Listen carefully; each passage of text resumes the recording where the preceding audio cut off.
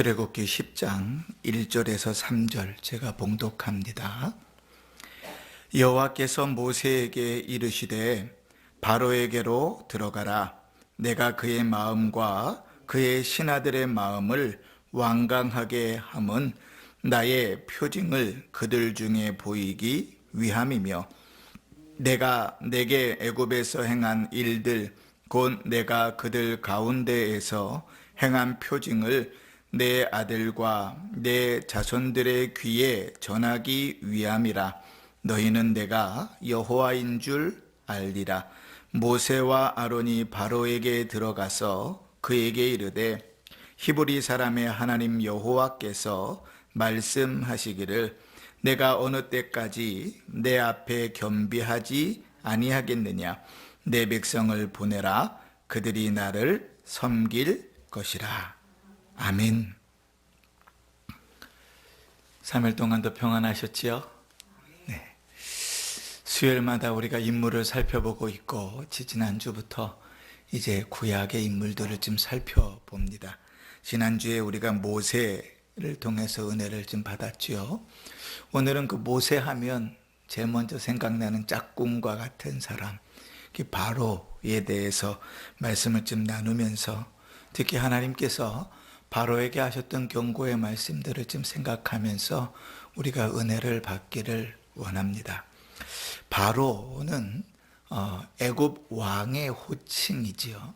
우리는 그냥 다 왕 그렇게 말하면 좋지만 나라마다 그 왕을 칭하는 호칭이 따로 있는데 애굽 왕은 바로라고 칭합니다. 그래서 여러 바로가 있을 수 있지요. 대를 이어서 바로가 있을 수 있습니다.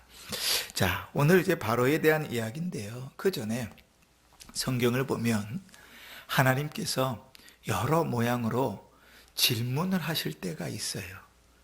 그 질문들이 깊이 묵상하면 묵상할수록 우리를 더욱 하나님의 은혜 가운데로 끌고 갑니다. 성경에서 제일 먼저 하나님의 사람에게 하시는 질문이 언제인가 하면 죄를 짓고 나무 밑에 숨어있던 아담을 향하여 하나님께서 아담아 내가 어디 있느냐 라고 물으신 질문입니다.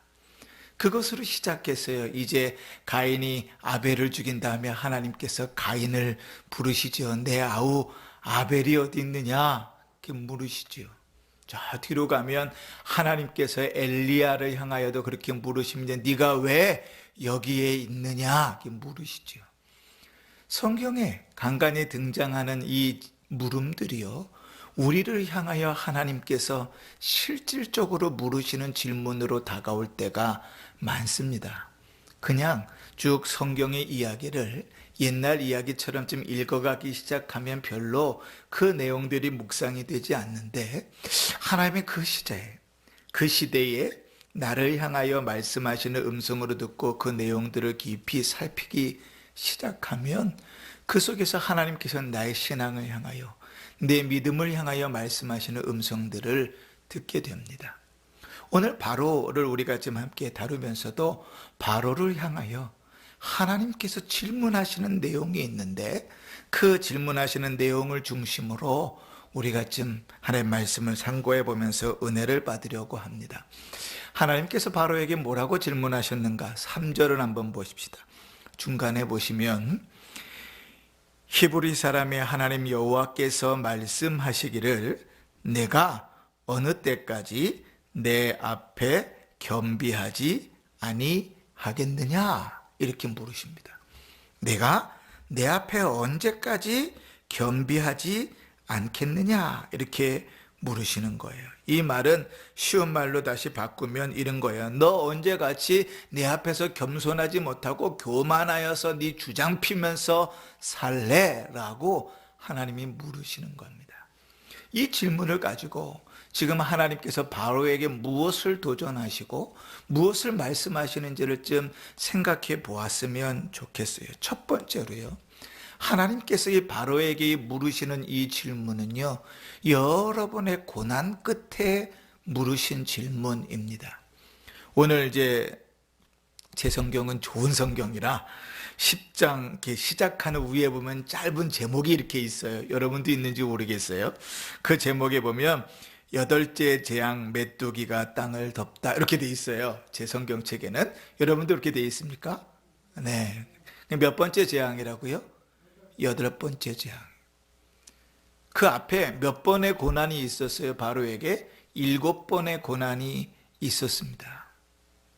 하나님께서 원 스트라이크 아웃, 그러니까 처음부터 그냥 내치시는 것이 아니고 7번의 고난을 겪으면서 그에게 기회를 주고 계셨던 거예요. 고난은요, 이미 하나님께서 물을 피로 바꿀 때부터 시작됐죠. 그런데 그때는 아무도 꿈쩍하지 않았습니다. 그런데 세 번째 재앙이 뭐냐면 티끌이 이가 되는 재앙이거든요. 첫 번째가 물이 피로 변하는 것, 두 번째가 개구리, 세 번째가 티끌이 이로 변하는 것인데, 세 번째 재앙 때부터 이 애굽의 모든 요술사들이 이건 하나님의 능력입니다라고 인정해 버렸어요. 하나님이 아니고서는 불가능한 일입니다라고 인정해 버렸어요. 몇 번째부터요? 세 번째부터. 근데 그렇게 다른 사람들은 다 인정했는데도 바로는 여전히 네 번째, 다섯 번째, 여섯 번째, 7번째 고난이 닥칠 때까지 인정하지 않고 굽히지 않고 있었다는 말이지요. 그 후로도 계속 고난이 되는데 그 고난을 주시는 이유를 생각해 보지도 않고 깨닫지도 않았습니다. 여러분, 하나님께서요, 우리에게 이렇게 일하실 때가 있습니다. 때로는 우리를 계속 고난으로 몰아넣으실 때가 있어요. 우리 하나님은 모르겠습니다. 제 짧은 인생의 경험을 미루어 보면 대충 하시진 않더라고요. 완전히 끝까지 몰아넣으시고 끝까지 끄집어 당기셔서 그곳에서 하나님을 만나게 하세요. 근데 왜 끝까지일까 생각해 보니까요, 우리는요 끝까지 가지 않으면 하나님을 인정하지 않아요. 내가 조금만 힘이 있고 내가 조금만 지혜가 있고 내가 조금만 능력이 있으면 하나님을 전적으로 의지하려 들지 않아요. 얼마나 교만한 존재들인지 모릅니다. 그러니까 하나님의 대부분은 끝까지 끌고 가요. 주님, 저는 죽을랍니다. 주님, 저는 안 됩니다 할 때까지 끌고 가요. 그 전에 손을 들어야 사실은 그게 복된 인생인데 그렇지 않다고요. 바로에게도 7번의 기회가 있었습니다. 그런데 왜 하나님께서 그렇게 고난을 주시는지를 깊이 생각해 보지 않는 거예요. 물론 고난이라는 것은 내 죄, 내 잘못 때문에만 주어지지 않습니다. 우리가 욥기를 보면서 잘 읽잖아요. 욥을 보면 그의 잘못과 그의 죄 때문에 주어진 것이 아니라 하나님의 위대하신 경륜과 뜻을 따라서 주어진 고난들도 있어요. 믿음으로 힘써 살아가는데 믿음으로 힘쓰고 애쓰는데도 불구하고 당하게 되는 고난도 있어요. 그러나 그것은요, 우리에게서가 아니라 하나님의 크신 뜻 안에서 이루어지는 일들입니다. 욥을 보면서 그래요. 욥과 같이 살래? 라고 그러면 저는 예전에도 2주 전에도 말씀드렸지만 아휴 그렇게 살지 않을랍니다. 그렇게 말하겠지만 우리가 고난이 죄 때문에 오는 것은 아니에요. 그런데요, 많은 경우에 우리가 고난의 터널들을 계속 겪어갈 때 분명히 하나님께서 우리를 끄집어 세우시기 위해서 우리의 죄를 회개하게 하시기 위해서 그 고난의 구렁텅이로 계속 몰고 가실 때가 있어요. 문제는 뭐냐 하면 고난 속에서 그리스도를 묵상하지 않습니다. 살려주세요는 하는데 왜 하나님께서 나에게 이 고난을 허락하시는지를 고민하고 묵상하지 않아요. 그러니 고난이 계속 겹쳐오는데도 불구하고 그 속에서 마음은 완악하여지는 거예요. 언제까지? 내가 할 수 없다고 꺾일 때까지 끌고 가는 겁니다. 하나님께서 물을 피로 바꾸신 다음에 애굽에 아무도 그것에 대하여 마음 쓴 사람이 없었습니다.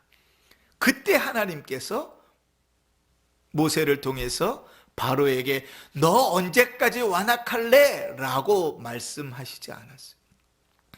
거듭되어지는 7번의 고난의 터널을 계속 겪어가고 있는데 그 고난 속에서도 생각하지 않고 깨닫지 않으니까 하나님이 이제 모세를 통하여 말씀하시는 겁니다. 너 언제까지 내 앞에서 교만할 것이냐? 라고 물으시는 거죠. 여러분, 행여나 우리의 삶 속에 고난이 자주 찾아오는 것 같습니까? 왜 나는 하는 일마다 안 되지? 라고 혹시 생각이 드십니까? 왜 나는 계획하는 일들마다 안 되지? 나는 재수가 없는 사람인가? 혹시 그러한 생각이 드십니까? 아니요. 재수 없고 지옥에 떨어질 자를 주님께서 대신 아들을 보내셔서 살리시지 않으십니다. 재수 운 떨어진 자를 주님께서 자녀 삼지 않으셨다고요. 하나님의 자녀, 하나님의 백성인데 하나님께서 그에게 그 고난들을 계속 연거푸 허락하실 때는 반드시 주님 앞에 물으셔야 돼요. 주님, 내가 무엇을 버리길 원합니까? 주님, 내 신앙에 도대체 무엇이 문제입니까? 내가 하나님 앞에서 꼬꾸라져야 될 것이 무엇입니까?를 물어야 돼요. 살려주세요를 외칠 것이 아니라, 그지? 고난의 삶들이 그렇습니다. 그러면 여러분 한번 또 다른 예를 들어볼까요? 다윗을 우리가 잘 알잖아요. 다윗은 어렸을 때 하나님이 사울을 부르시면서 그를 왕으로 기름 부어서 세웠습니다. 다윗이 꿈꾸었던 직업도 아니고 꿈꿀 수 있었던 직업도 아닙니다. 그죠? 그는 아버지의 형제들의 막내로서 양치는 것을 즐거워하고 그것 가운데서 하나님과 동행하고 그 속에서 하나님께서 일하심을 경험하며 사는 것으로 기쁨을 누리고 만족했던 자입니다. 그런데 하나님이 어느 날 찾아오셔서 그에게 기름을 붓습니다. 그렇죠? 그리고 왕으로 기름 부음 받았음에도 불구하고 10년이 넘는 세월 동안 죽을 고비를 넘기고 처참한 생활하면서 도망을 다닙니다. 그럼 우리는 뭐라고 따져야 되냐면 이렇게 따져야 돼요. 하나님, 내가 언제 왕 한다 그랬습니까? 아니 왕 시켜달라 그랬습니까? 왜 나를 이 고통 속으로 몰아넣으십니까? 주님, 내가 요구했습니까? 내가 한 번이라도 기도했습니까? 꿈이라도 꿨습니까? 하나님 마음대로 나를 택하셔서 마음대로 기름 부어놓고 왜 이 고난의 세월을 걷게 하십니까? 그냥 아버지의 집에서 막내 아들로 양치면서 사는 것이 훨씬 더 마음이 편하고 행복한데, 그죠? 근데 여러분, 시편에서 다윗의 시들을 읽어보십시오. 절망적인 순간에도, 죽음의 문 앞에서 미친 척하고 도망 나온 순간에도 다윗은 하나님을 원망하지 않습니다. 하나님을 찬양합니다. 희한하지요? 그 하나님을 자랑합니다. 왜 그럴까요? 하나님께서 그 고난 가운데서 나를 다루어 가신다는 것을 알기 때문이죠. 그 욥이 너무나 잘 그것을 고백하였잖아요. 나의 가는 길을 오직 그가 아시나니 나를 단련하신 후에 순금같이 나올 것이다. 우리 옛날 성경엔 정금같이 나오리라, 그지요? 하나님께서 우리에게 고난을 연거푸 주실 때 그 자리에 멈춰서서 하나님 앞에 무릎을 꿇어야 됩니다. 주님, 내 신앙에 무엇을 뜯어고치기를 원하십니까? 주님, 내가 무엇을 잘못 살고 있습니까? 주님, 내 신앙을 자라게 하기 위해서 하나님 무엇을 헌신하기를 원하십니까? 주님, 내가 하나님 앞에서 어떠한 죄의 문제 때문에 주님 앞에 내려놓기를 원하십니까? 물어야 돼. 두 번째, 하나님께서 바로에게 너 언제까지 내 앞에서 겸비하지 않겠느냐 말씀하실 때는 바로가 반복적으로 거짓 약속을 한 이후입니다. 의롭게 살아감이 아니라 잘못 속에서 던져진 질문이라면 우리는 더욱더 깊이 생각해 볼 필요가 있습니다. 바로는요, 처음 물이 피로 변하는 이적을 보았을 때 아무런 마음의 요동을 하지 않았습니다. 아까 말했지만 바로뿐만 아니라 애굽 땅의 모든 사람이 그럴 수 있지 이렇게 생각했어요. 하나님께서 이적을 벌이시고 하나님께서 역사하시는데 그럴 수 있지, 이것만큼 완강한 마음이 없습니다. 근데 모두가 그렇게 생각했어요. 출애굽기 7장 23절에 보면 바로가 돌이켜 궁으로 들어가고 그 일에 관심을 가지지도 아니했다. 관심밖에 없습니다. 하나님께서 회개하라고, 돌아오라고, 그 백성을 보내라고 기적을 일으키시는데 관심이 없었다고요. 그런데요, 두 번째 재앙이 뭐라 그랬죠 아까? 개구리 재앙, 그죠? 개구리 재앙. 두 번째 개구리 재앙이 일어난 다음부터 바로의 태도가 달라집니다. 온 사방 천지에 막 개구리가 막 날뛰니까요, 개구리를 나오게는 자기의 마술사들도 할 수 있어요. 그런데 이것을 어떻게 처리할 방법이 없는 거예요. 그러니까 그때부터 바로가 어떻게 태도를 바꿨는가? 모세를 불러가지고 내가 잘못했다, 내가 잘못했다, 네 백성들을 다 내보내줄게 라고 약속을 하기 시작합니다. 두 가지예요. 첫 번째, 잘못했다고 회개했고, 두 번째요, 하나님 앞에 그렇게 하겠다고 서원했습니다. 그런데 그 일을 몇 번 했느냐? 두 번째, 세 번째, 네 번째, 다섯 번째, 여섯 번째, 일곱 번째, 6번이나. 6번이나 약속을 번복합니다. 출애굽기 8장 8절에 이렇게 말해요. 바로가 모세와 아론을 불러 이르되 여호와께 구하여 나와 내 백성에게서 개구리를 떠나게 하라. 내가 이 백성을 보내리니 그들이 여호와께 제사를 드릴 것이니라. 그렇지? 그런데 그런 일이 몇 번 반복됐다고요? 6번 반복됐습니다. 하나님께서 한 번에 말씀하신 것 아니고 그의 반복되는 회개와 그의 반복되는 약속을 어기는 일들을 참고 참으시다가 하나님께서 말씀하십니다. 요즘 코로나 때문에 정부에서도 원 스트라이크 아웃 한다 그러잖아요. 그러니까 한 번 걸리면 바로 징계해 버리는 거죠. 그죠? 원래 아웃은, 야구에서 아웃은 3 스트라이크거든요. 3번이 스트라이크 들어가야 아웃인데 원 스트라이크, 한 번만 스트라이크 들어가도 아웃 시켜버린단 말이에요. 하나님께서 우리에게 그렇게 일하시는 하나님이라면 아마도 우리는 신앙생활 정신을 바짝 차리고 할지 모릅니다. 그치? 두 번의 기회가 없잖아요. 한 번밖에 없어요. 죽을 힘을 향해서 갈 겁니다. 그런데 하나님을 성경에 뭐라고 표현하는가? 시편 103편 8절에 이렇게 표현합니다. 여호와는 긍휼이 많으시고 은혜로우시며 노하기를 더디하시고 인자하심이 풍부하시도다. 시편 곳곳에 나옵니다. 출애굽기에도 이사야에도 하나님은 노하기를 더디하시는 분이라고, 은혜로우신 분이라고 계속해서 하나님을 소개합니다. 그 하나님께서 바로를 향하여도 6번이나 참으셨어요. 무엇을? 주님 잘못했습니다. 용서해 주십시오. 내가 그 백성을 말씀하신 대로 보내겠습니다. 여러분, 우리 신앙생활이 혹 이렇게 되고 있지는 않은지를 점검해 봐야 합니다. 회개하며 기도할 때마다 주님 잘못했습니다. 하나님 용서해 주십시오. 늘 회개하는데 매일같이 그 회개가 반복되어져요. 하나님 앞에 하나님 내가 이렇게 살겠습니다. 하나님 내가 믿음으로 살겠습니다. 늘 하나님 앞에 약속을 하는데 그 모든 것이 다 공수표고 말아요. 약속을 지키지 않고 회개에 진정한 돌아섬이 없지요. 언젠가도 말씀드렸지만 회개의 본 의미는 돌아선다는 말입니다. 돌아선다. 가던 길에서 뒤로 돌아서 돌아서는 게 회개입니다. 그런데 우리는 어떻게 신앙생활 하냐면 고개만 돌려요. 뒤를 딱 돌아봐서. 주님 잘못했습니다. 그리고 가는 거는 계속 그 죄악된 길을 걸어가요. 또 잘못하면 또 벌 받을지 모르니까 또 주님 잘못했습니다. 그러지만 또 그 길을 걸어가요. 늘 그렇게 걸어가는 거예요. 늘 그렇게. 내 마음대로, 내가 살던 대로, 내가 원하는 대로 그 길을 걸어가면서 입으로는 하나님 앞에 잘못됐습니다, 잘못됐습니다, 잘못됐습니다를 반복하는 거예요.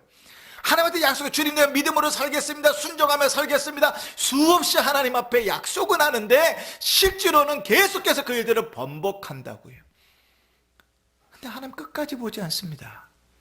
뭐라고 말씀하시오? 내가 내 앞에서 언제까지 겸비하지 않겠느냐? 너 언제까지 말로만 회개할래? 너 언제까지 나에게 거짓말할래? 라고 물으시는 거예요.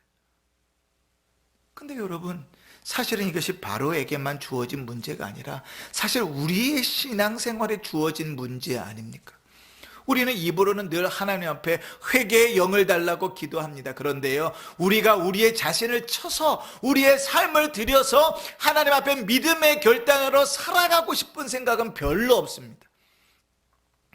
그냥 이렇게 사는 게 좋고 편해요. 그냥 이렇게 살아가는 것, 뭔가를 내 것을 내려놓고 내 익숙한 것을 내려놓고 믿음으로 살아간다는 것만큼 어려운 일이 없어요.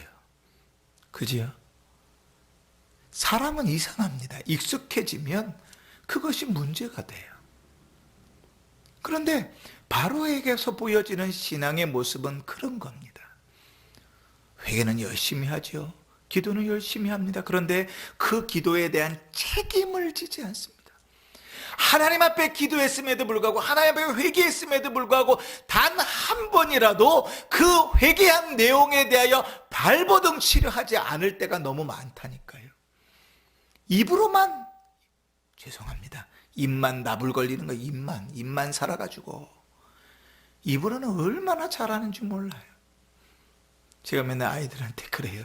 야, 입으로만 하지 않고 네 삶으로 보여줘라. 삶으로. 입으로 천년만년 많이 얘기해봐야 소용없어. 네 삶으로 사람들이 인정하게 만들면 돼. 인정하게 만들면. 아무리 100마디의 말을 해도 삶이 그렇지 않으면 아무도 그 말을 믿지 않아. 신앙생활을 그렇게 하는 거죠. 하나님이 바로에게 너무나 많은 기회를 줬습니다. 그 기회들이 단순한 기회들이 아니라 감당할 수 없는, 있을 수 없는 기적들로 그들에게 기회를 주셨음에도 불구하고 그 모든 기회들 속을 기회를 다 거짓으로, 스스로 속이는 회개로 채워버리는 거예요. 그 중에 하나님께서 말씀하시는 거예요. 언제까지 너 그렇게 하고 살래? 언제까지? 이스라엘 백성들을 향하여 하나님께서 예레미야 선지자를 통하여 그렇게 얘기합니다. 너희가 내 말을 듣지 않는 것이 어려서부터 습관이라. 주님, 우리가요 어려서부터 얼마나 율법을, 토라를 얼마나 열심히 외웠는데요. 천만에요. 외운다고 되는 것 아닙니다. 살 생각이 없는데요. 내 마음대로 내가 살던 대로 살아가겠다는데요. 그런 이스라엘 백성의 모습이 적나라하게 드러나는 게 어디입니까? 사사기 아닙니까? 사사기. 사사기를 그림으로 그리면 이거 하나입니다. 원 하나. 사사기 전체를 동그라미 하나로 표현할 수 있습니다. 죄를 짓고 고난을 당하고 하나님 앞에 부르짖고 사사를 세워서 구원하고 다시 죄를 짓고, 사사 시대 전체에, 사사기 전체가 그것에 대한 계속 동그라미의 연속입니다. 회개가 무색하다고요.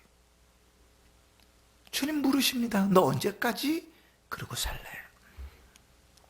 또 하나, 하나님께서 또 이렇게 질문하시는 것은 하나님의 끝없는 자비하심 가운데서 나온 질문이기 때문에 이 질문은 대단히 무거운 질문입니다. 여러분 한번 생각해 보세요. 바로가 그렇게 여러 번 약속을 번복할 때마다 하나님의 속은 어땠을까요? 한두 번이어야죠. 한두 번. 두세 번이어야죠. 두세 번. 그죠? 말끝마다, 말할 때마다 거짓이고 말할 때마다 헛것이라고요. 회개한다고 잘못했다고 말하는데 돌아서는 행동이 없어요. 문제만 해결되면 다시 원점으로 돌아가요. 다시 원점으로. 죽을 병에 걸렸어요. 주님, 제가 제 인생 살려만 주시면 주를 위하여 살겠습니다. 주님 살려주시고 나면 이제 화장실 들어갈 때하고 나올 때 마음 다른 거지요. 그죠? 마음이 확 변한다고. 주님이 이 문제만 살려주시면, 자식의 문제만 해결해 주시면, 하나님 우리의 경제적인 문제만 해결해 주시면, 우리는 늘 하나님 앞에 옵션을 걸어요. 그런데 옵션을 걸어놓고 하나님 앞에 서운한 것을 지키지 않아요. 근데 하나님께서 계속해서 자비를 베푸십니다. 심지어는 어느 정도까지 하시는가? 하나님 그냥 넘기시지 않고 때로는요, 모세를 세우셔서 모세로 기도하여 기도의 응답으로 회복되게 하십니다. 여러분, 하나님께 드리는 기도라는 것은요, 대단히 큰 은혜고 복입니다. 우리가 하나님 앞에 믿음으로 기도할 때 하나님께서 그 기도를 들으시고 역사하시거든요. 믿음 없이 기도하는 것들은 시간 낭비일 뿐이지만 우리가 믿음으로 약속대로 하나님 앞에 기도하는 것은요, 그 자체가 하나님의 은혜와 복이고 하나님 그것을 응답하시기 때문에 그것은 복에 복이 더해지는 것입니다. 근데 하나님께서요, 그 패역하고 계속해서 반복되고 거짓말을 하는 그 바로를 향하여 모세의 중보를 통해 회복시키신다고요. 내가 잘나서 회복되는 것이 아니라 하나님께서 누군가의 기도를 통해서 그를 회복시켜 가신다고요. 얼마나 큰 은혜인가 말이죠. 그런데 하나님의 이러한 자비하심을 직면했을 때 바로는 그것을 큰 두려움으로 받지 않고 하찮게 받아버렸습니다. 하나님의 말씀을 그렇게 반복되어 다시 원점으로 돌아오고 회복되는 그 일들을 하찮게 받아버렸습니다. 그러나 여러분 꼭 기억하십시오. 언제까지 기회가 있지 않습니다. 언제까지 기회가 주어지지 않습니다. 하나님은 인자하시고 노하기를 더디하시는 하나님이시지만 죄에 대하여 절대로 간과하시는 분은 아니십니다. 하나님은 무궁한 사랑의 하나님이시지만 또 동시에 공의의 하나님이십니다. 그렇죠? 우리가 너무나 잘 알지요. 이 8번째 재앙 앞에 하나님 질문하시고 그 다음에 8번째 재앙이 뭐였죠? 메뚜기 재앙입니다. 9번째 흑암, 10번째 장자의 죽음입니다. 하나님께서 계획하신 그 뜻은 그대로 이루어집니다. 그러면 여러분 이렇게 한번 생각해 보십시다. 하나님이 10번째 재앙 전에, 만약에 이 10번째 재앙 전에 바로에게 이야기하셨다고 한번 생각해 보십시다. 마지막 기회야? 그럴 수 있잖아요.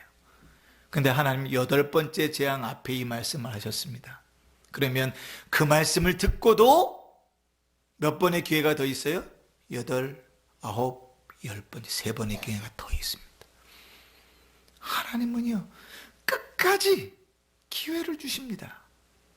그런데 꼭 기억하십시오. 하나님의 일하심은 반드시 이루어집니다. 하나님은요, 공수표 날리시는 분이 아니에요. 하나님은 거짓말하시는 분이 아니에요. 하나님은 시건치 아니하시는 분이라고 성경은 우리에게 가르칩니다. 그지요? 변함이 없어요. 근데 왜 하나님을 우습게 봅니까? 왜 하나님의 말씀을 헛되게 봤습니까? 요즘 새벽에 신명기를 읽으니까 제가 28장 얘기를 많이 하게 되는데, 신명기 28장에 복을 받는다 하는 내용이 내용보다 저주를 받는다는 내용이 무려 4배 이상 더 나옵니다. 근데 우리의 마음속에는 뭐만 나오냐면 들어와도 복을 받고 나가도 복을 받고 떡반죽 그릇이 복을 받고 이것만 기억나죠. 그죠?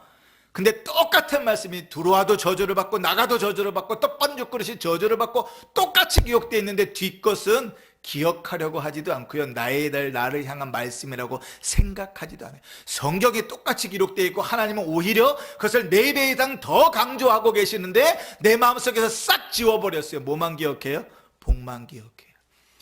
그 긴적에 4대1의 비율로 저주가 훨씬 더 많이 기록되어 있는데도 우리는 그것을 과감히 축복장이라고 이름 짓잖아요. 저주장인데 온갖 저주가 거기 다 들어있고 그 저주대로 이스라엘 백성이 멸망했는데도 우리는 끝까지 그걸 축복장이라고 말한다고. 희한하지요. 이 사람들의 선입견은 아주 희한해요.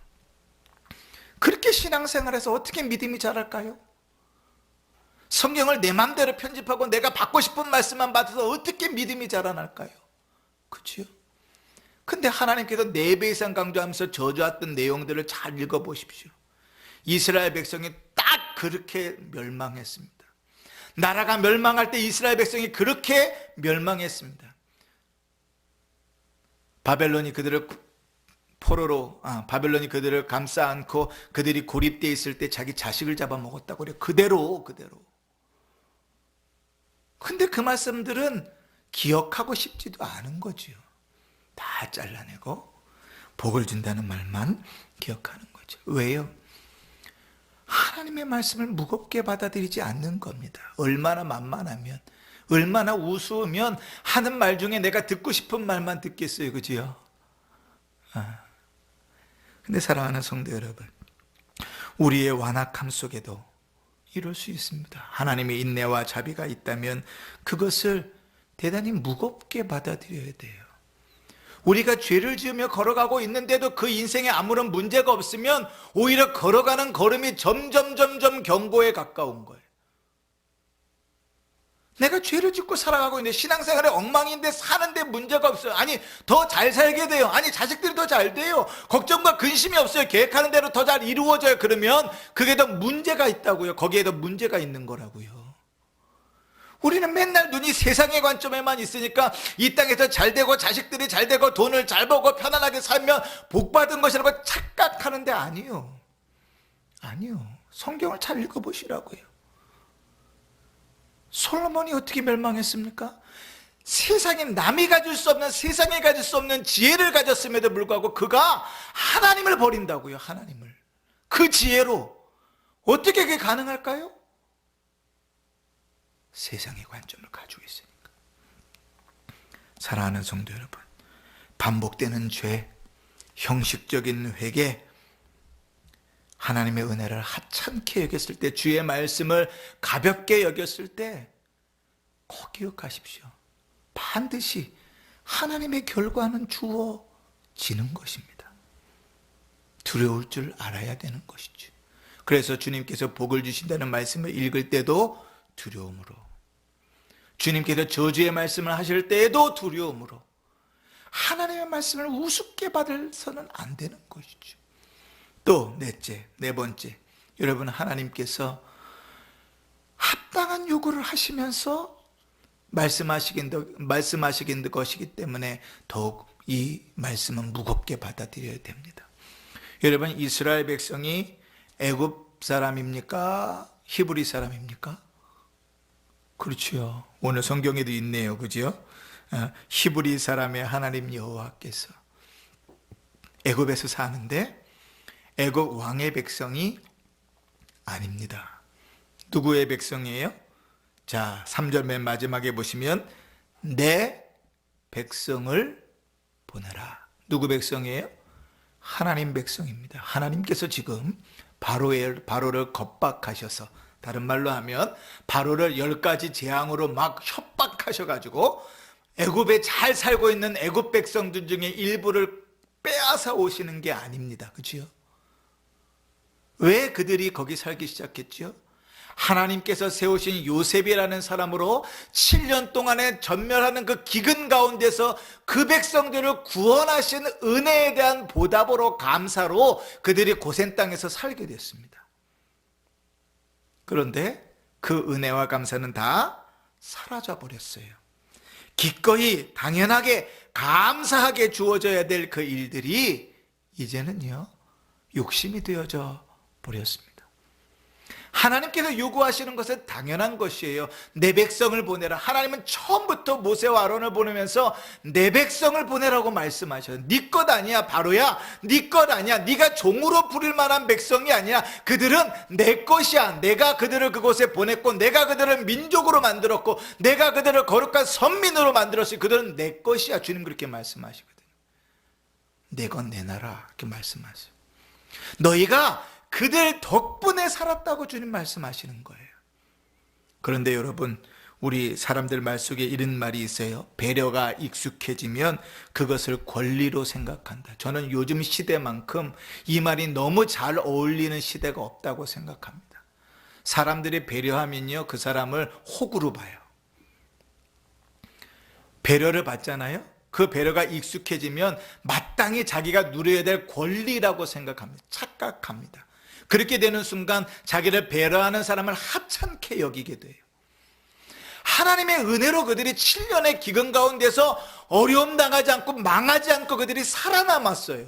7년의 풍년이 분명히 있었겠지요. 그러나 하나님이 요셉을 보내지 않았다면 그 풍년을 흥청망청 살았을 것이고, 남은 뒤에 따라오는 7년 가운데 애굽이란 나라는 없어져 버렸을지도 몰라요. 그런데 하나님이 그들에게 은혜를 베푸셔서 그들이 건재하고 내려오게 살아오게끔 만드셨죠.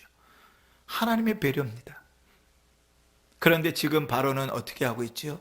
마치 자기의 권리를 빼앗아가는 부도덕한 하나님인 것처럼 하나님을 향하여 처음부터 이렇게 얘기합니다. 하나님이 누구냐? 이렇게 묻죠.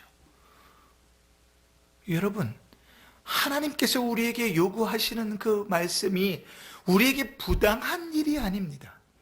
주님께서 우리에게 생명을 요구하실지라도 우리가 주 앞에 생명을 기꺼이 드릴 수 있는 것은 그것이 부당한 착취가 아니라 당연한 것이기 때문에 그래요. 왜요? 우리는 하나님 지으신 자고 그 아들을 죽여서 우리를 구원하신 자니 우리의 생명은 주님의 것이죠. 그러니 바울은 이 땅에서 사는 것에 대한 가치를 중요하게 여기지 않았어요. 그래서 그의 고백은 사나 죽으나 우리는 하나님의 것이라고, 주만이 존귀하게 되는 것이라고 말하지요. 그런데 마치 하나님의 은혜로 살아가면서 권리를 누리는 것처럼 그렇게 하나님 앞에 배은망덕할 때 하나님께서 너 언제까지 그렇게 살래? 라고 물으시는 겁니다. 여러분, 우리는 어떨까요? 우리는 하나님의 은혜 없이 살아갑니까? 지금 이 자리에 앉아 있는 것 어때요? 저는요, 제 마음대로 제 인생을 계획해서 걸어갔던 그 길이 한 번도 성공해 본 적이 없어요. 대학을 진학할 때부터 그랬어요. 제가 원하던 대학, 원하던 과가 있었거든요. 근데 그때부터 제 마음대로 되지 않았어요. 그리고 아주 내 인생의 중요한 고비의 전환점들이 있을 때 그 모든 순간에 제 마음대로 제 계획대로 된 일은 없어요. 하나님께서 자기의 뜻대로 이끌어 오셨어요. 그래서 지금 내 인생을 돌아보면 하나님의 은혜다라고 고백할 수밖에 없어요. 그렇다고 제가 설렁설렁 살았겠어요? 아니요. 죽을 힘을 다해서 살았어요. 저희 아버지는 제가 어렸을 때부터 아프셨거든요. 후두암이 걸려서 뭐 돈 벌어 보시겠다고 사우디 가서 일하시다가 후두암 걸리셔갖고 2번 수술하고 들어오셔서부터는 서울대병원에서 늘 방사선 치료 받으면서 집안이 완전히 망했어요. 군대를 갔다 와서 집에서 용돈 달라고 손 벌릴 수 있는 여건이 아니었어요.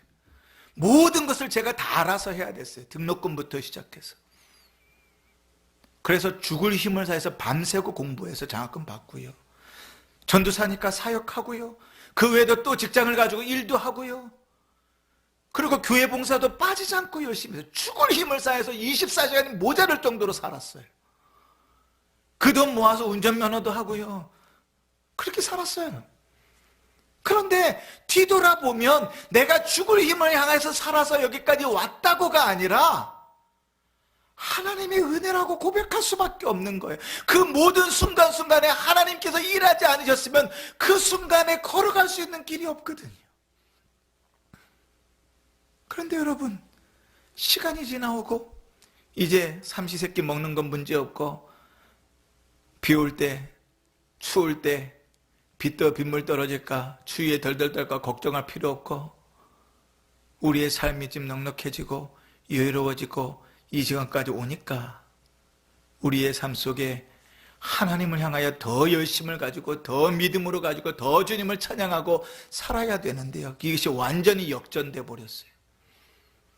정말 힘들 때는 밤을 새고라도 기도했는데 그게 안 돼요. 여러분, 제가 한 예를 하나 들어볼게요.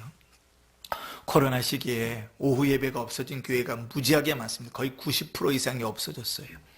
그지요? 그 이유는 간단합니다. 식사를 못하니까 그래요. 점심 식사를. 교회에서 제공하는 식사를 못하니까. 그래서 식사하고 오후 예배를 드려야 되는데 그게 자연스럽게 이어지지 않거든요. 그런데 여러분 한번 생각해 보세요. 그러니까 우리가 예배를 저녁 예배를 옮겨서 주일날 7시 반에 예배를 드리십시다. 그렇게 이야기하면 여러분 아멘, 두말할 것도 없이 아멘 하고 저녁에 예배 나오시겠습니까? 어렵지요? 쉽지 않지요? 예배 드리는 것이 무엇보다 중요하지요? 주일을 거룩하게 지키는 것이 무엇보다 중요하지요?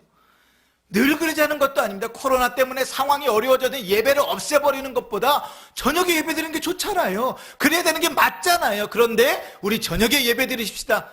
우리 중에 기꺼이 누가 즐겁게 그러자고 찬성하는 것도 쉽지 않고 아무도 저에게 1년이 지났는데 그렇게라도 예배 드려야 되는 것이 아닙니까?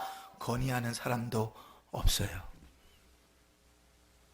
여러분 왜 이렇게 됐습니까? 먹고 살만해졌는데, 걱정과 근심이 없어졌는데 왜 이렇게 됐습니까? 왜 우리의 신앙은 점점점 뒤로 가는 것 같습니까? 어렵고 힘들고 먹고 사는 것이 어려웠을 땐 밤을 새고 기도하고 주님 앞에 매달리고 주일 지키기를 목숨같이 지켰는데 왜 살만해지니까 점점점 뒤로 퇴보합니까? 왜 그렇지요? 하나님의 은혜라고 생각하지 않는 거예요. 내가 당연히 누려야 될 권리라고 생각합니다. 그만큼 노력했으니까, 그만큼 힘썼으니까 이제는 누려도 되지라고 생각하는 거예요. 그러니 점점 뒤로 갑니다. 하나님께서 지금 무리한 것을 요구하지 않으십니다. 당연히 주 앞에 드려야 될 것을 요구하고 계세요. 그런데 당연한 것을 요구하는데 바로는 그 당연한 것에 대해서 완악해집니다. 언제까지? 10번째 재앙이 끝나고 어쩔 수 없이 두 손 두 발 다 두고 다 내보낸 다음에도 다시 군대로 끌어서 따라갈 때까지 완악해지죠. 희한하지요. 사랑하는 성도 여러분, 결국은 하나님을 이길 자는 없습니다. 결국은 하나님의 뜻을 꺾을 자도 없습니다. 결국은 하나님의 말씀을 바꿀 수 있는 사람도 없습니다. 주님의 계획과 주님의 뜻은 그대로 갑니다. 하나님 말씀하신 것은 그대로 이루어집니다. 하나님 뜻하신 바는 반드시 그대로 이루어집니다. 그러면 어떻게 해야 되겠어요? 내가 죽어야죠. 내가 바로에게 주님께서 물으시는 것처럼 내가 어느 때까지 내 앞에서 겸비하지 않겠느냐? 아니, 다시 말하면 내가 주님 앞에서 겸비하고 겸손하게 무릎을 꿇어야 끝나는 일이라고요. 꿇어야.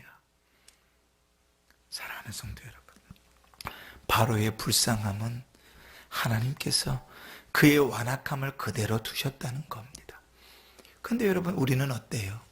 하나님께서 우리의 완악함을 그대로 두십니까? 아니요. 바로 같은 자에게도 하나님께서 모세를 세우셔서 주의 말씀을 전하십니다. 언제까지 그러겠니? 하물며 하나님께서 사랑하셔서 그 아들을 죽이시기까지 사랑하시고 구원하신 우리를 향하여 주님이 왜 말씀하지 않으시겠어요? 주의 말씀을 통하여, 예배 때 설교를 통하여, 성경을 읽을 때, 묵상할 때, 성경 공부를 할 때, 때로는 사람들의 입술을 통하여 왜 나의 고쳐야 될 부분, 내가 일어서야 될 부분, 주님 앞에 회복되어야 될 부분들을 왜 말씀하지 않으시겠어요? 분명히 말씀하시겠죠. 바로만도 못한 자가 아니라 바로보다 존귀한 자잖아요. 그런데 문제는 뭡니까? 그 말씀을 들을 귀가 돼야 되는데 그 말씀이 들리지 않을 때 바로의 길을 함께 걸어가는 겁니다. 예수님께서는 계속 반복하십니다. 성령이 교회들에게 하는 말씀을 들을지어다. 들을 귀 있는 자들은 성령이 교회들에게 하시는 말씀을 들을지어다. 우리가 귀가 없나요? 아니요, 있지요. 귀 다 있습니다. 우리는 귀가 없는 장애인이 아닙니다. 그럼에도 불구하고 왜 주님은 그렇게 말씀하십니까? 귀로만 알아듣는다고 되는 게 아니거든요. 성령의 역사가 있어야 되는 것이거든요. 하나님께서 일하심 앞에 내 자신을 꿇어 엎드리는 일이 있어야 되는 것이거든요. 사랑하는 성도 여러분, 하나님께서 때로는 우리의 인생에 질문하실 때가 있습니다. 주님의 음성은 어떠한 모습으로도 우리에게 들려옵니다. 아까도 말씀드렸지만 때로는 왜 나에게 계속 이런 어려움들이 반복되지? 라는 질문 속에서 하나님의 음성을 찾을 때도 있습니다. 때로는 설교 시간에 하나님께서 직접적으로 나를 향하여 거짓말하지 말라! 이렇게 말씀하실 때도 있어요. 때로는 우리가 대화하는 사람들과의 대화들 속에서 하나님께서 나에게 말씀하실 때도 있습니다. 때로는 집에서 홀로 성경을 읽는데 어떤 말씀이 내 마음밭에 팍 새겨질 때가 있어요. 어거스틴도 하나님이 그렇게 부르셨고요, 칼빈도 하나님 그렇게 부르셨어요. 여러분, 하나님께서 언제나 우리에게 말씀하십니다. 중요한 것은 우리가 그 말씀 앞에 어떻게 반응하는가 아니겠습니까? 모를 수 있습니다. 어린 사무엘이 하나님의 음성을 들었음에도 불구하고 몰랐거든요. 그런데 그 영적으로 무딘 엘리 제사장이 그 사무엘에게 조언합니다. 하나님의 음성인 줄 알았거든요. 주님, 말씀하옵소서, 종이 듣겠나이다. 사무엘이 하나님 앞에 무릎 꿇을 때 하나님 그 얘기 말씀하십니다. 하나님이 이래 가십니다. 사랑하는 성도 여러분, 우리는 딱딱한 길가가 아니지 않습니까? 우리는 버림받은 자들이 아니지 않습니까? 성령의 음성에 귀를 기울이시길 바랍니다. 주의 음성이 들려질 때 그 음성 가운데 아멘 할 수 있는 믿음이 있기를 바랍니다. 그 믿음 가운데 바로와 같이 공수표만 날리지 않고 믿음으로 결단하며 걸어가는 은혜가 있기를 바랍니다. 그것이 복된 길입니다.